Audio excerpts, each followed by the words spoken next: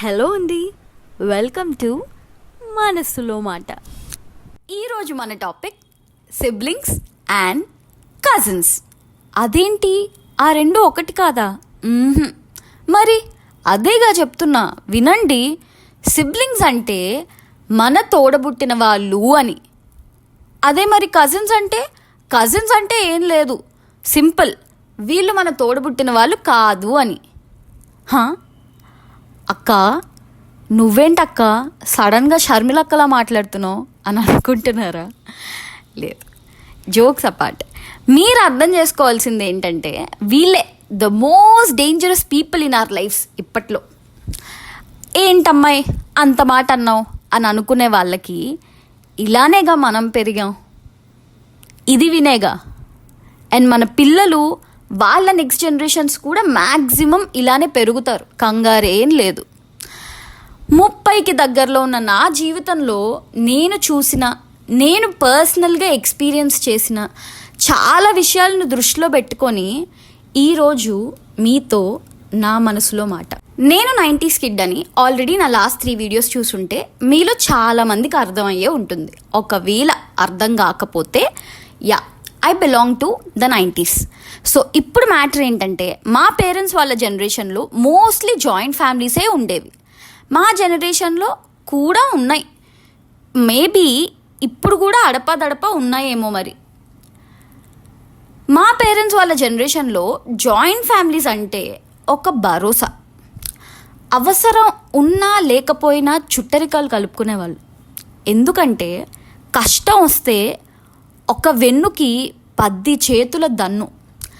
అందుకే అప్పట్లో joint families ఎక్కువ ఉండేవి. ఇప్పుడెందుకు లేవంటారా? మా జనరేషన్లో జాయింట్ ఫ్యామిలీస్ అంటే ఒక బరువు.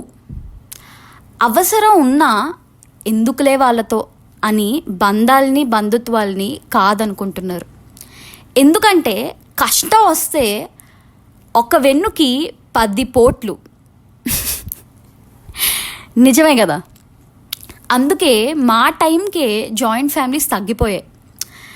ఇంకిప్పుడైతే అసలు ఫ్యామిలీసే తక్కువైపోతున్నాయి. ఎందుకు అంటే living alone is the new normal. సరే, టాపిక్లోకి వస్తే, సిబ్లింగ్స్ని ఎందుకో కానీ పోటాపోటీగా పెంచాం. అదే కజిన్స్ అనగానే ఒక కంపారిజన్, ఒక కాంపిటీషన్ వస్తుంది. తెలియకుండానే హేట్రెడ్ స్టార్ట్ అవుతుంది. కంపారిజన్ తప్పు కాదు, కాంపిటీషన్ కూడా తప్పు కాదు, అవి హెల్దీగా ఉన్నంత వరకు.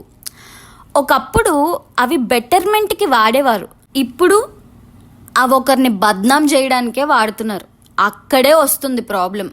మనుషులు మారారు, మనస్తత్వాలు మారాయి, పరిస్థితులు మారుతూ వస్తున్నాయి, పెంపకాలు మారిపోయాయి. అందుకే ఇప్పుడు తోడబుట్టిన వాళ్ళు కూడా కాని వాళ్ళకి తీసిపోకుండా ప్రవర్తిస్తున్నారు. తప్పెవరిది అంటే ఎవరిది కాదు, సమయానిది, సందర్భానిది. కాంటాక్ట్స్లో ఉన్న కాంటాక్ట్ చేయడానికి పనికిరాని కజిన్స్ ఆర్ సిబ్లింగ్స్ ఉన్నా లేకపోయినా ఒకటే. నన్ను అడిగితే లేకపోవడమే బెటర్లేండి. మరి ఉండి మరిన్ని తలనొప్పులు ఎందుకు, ఉన్నవి చాలా అన్నట్టు. పోటుకి ఒక్కొక్కరిని దూరం చేసుకుంటూ లాస్ట్కి ఒంటరిగా మిగిలిపోతున్నాం అనేది మనందరం ఆగి ఆలోచించుకోవాల్సిన విషయం. ఇంకొక రోజు ఇంకొక టాపిక్తో మీ వినీలా, సైనింగ్ ఆఫ్.